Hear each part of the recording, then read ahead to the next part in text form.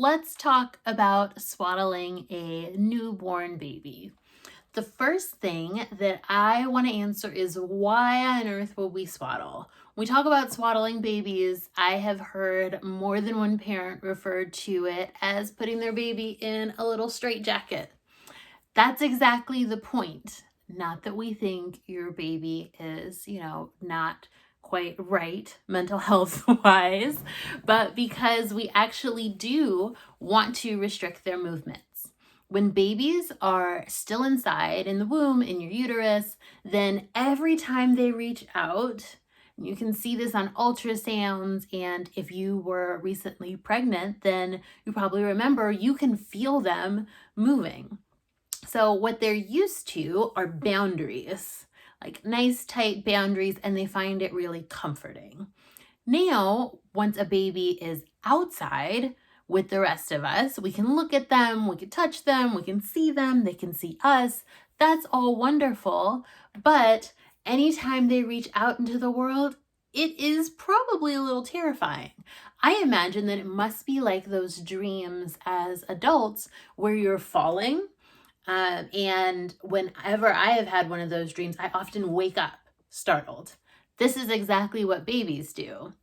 They'll be sleeping and then they reach out a little bit if they're not swaddled, and it's just a lot of space. It's a bit too much. And so then they wake themselves up.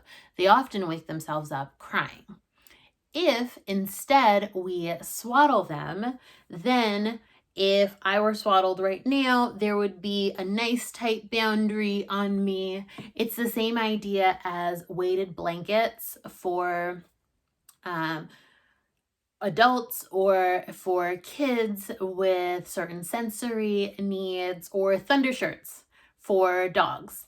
When we give ourselves just a little bit of extra, then it can be really comforting. So now that you know why we swaddle babies, what we're doing is preventing that startle reflex. You might also see it called the Moro reflex. Now that we know why, let me show you how to do it.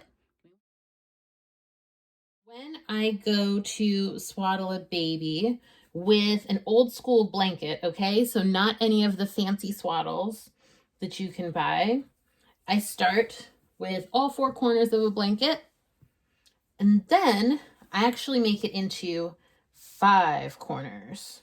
I do this by folding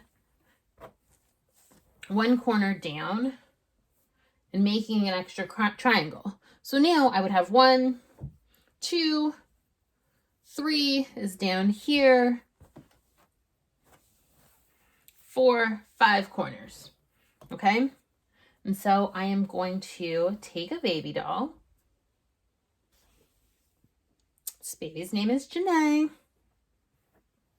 And I'm going to place her in the middle of the blanket.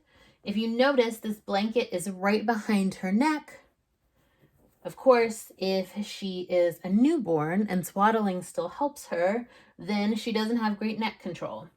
So I take Janae's little arm, which is part of the problem, right, with this startle reflex, and I hold it down on her belly. And then I take the blanket and I fold it over the arm. If you notice, this makes a diagonal. I tuck the blanket underneath of her, and because newborns weigh more than this doll does, I actually find swaddling easier on newborns than on a doll. Then what I'm reaching for down here is this corner that was at the very bottom, that was kind of making a mermaid tail, and I can actually tuck it over the baby's shoulder and then behind them so that there's lots of weight now on that. So this arm is nice and tight in here, right? Then I take this other arm and I do the same thing. I take this corner down and around, and I tuck it nice and tight. And in order to really secure things, I often will tuck this here. Now, if you notice, if this were a real baby, then there would still be plenty of room down here, They could kick to their little heart's desire. I'm not interested in restricting their leg movements, okay?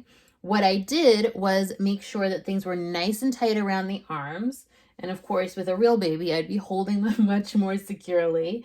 And so then Janae's arms are nice and tight, and now she can no longer startle herself.